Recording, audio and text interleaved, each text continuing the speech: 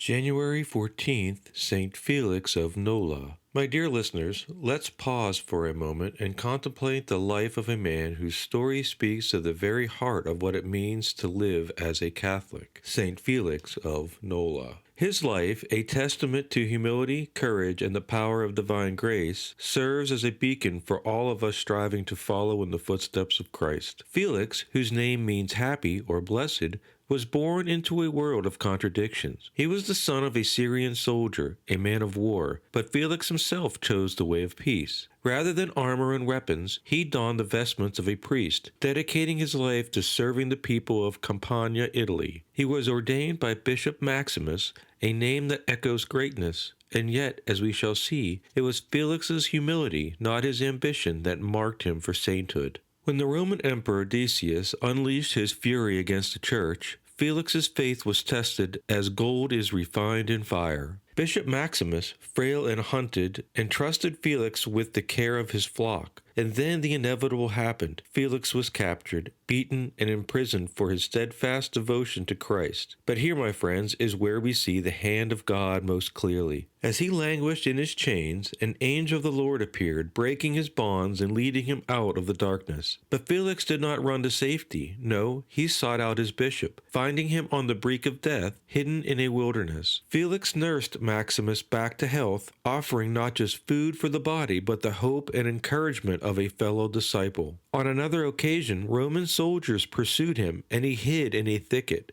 As he crouched among the branches, a spider, yes, a spider, spun its delicate web over the entrance. When the soldiers arrived, they saw this unbroken, delicate web and passed by. Here we see the paradox of God's power, the mighty empire of Rome thwarted by the fragile threads of a spider's web. After the persecution ceased, Felix could have claimed wealth, power, or prestige within the church. But what did he choose? He returned to his fields, living as a simple farmer, sharing his harvest with the poor, and living in quiet holiness. He understood what so many of us forget, that the measure of a life is not in titles or possessions, but in how we serve others in love. Even in death, Felix's sanctity was evident. Pilgrims came to his tomb and were healed. Prayers offered in his name were answered. These miracles attributed to him remind us that the saints, though gone from this world, continue to intercede for us before the throne of God. The lesson of St. Felix is that he was a man who saw the trials of life not as obstacles but as opportunities to grow closer to God. His humility, his courage, and his unwavering faith remind us that holiness is not reserved for the few, but is the calling of every Catholic soul. So as we go about our daily lives, let us ask ourselves, are we willing to live as Felix lived, to trust as he trusted, to serve as he served? For in doing so, we too may find the joy that comes not from the world, but from God himself. May the life of St. Felix inspire us to live as he did, with hearts full of faith and hands ready to serve.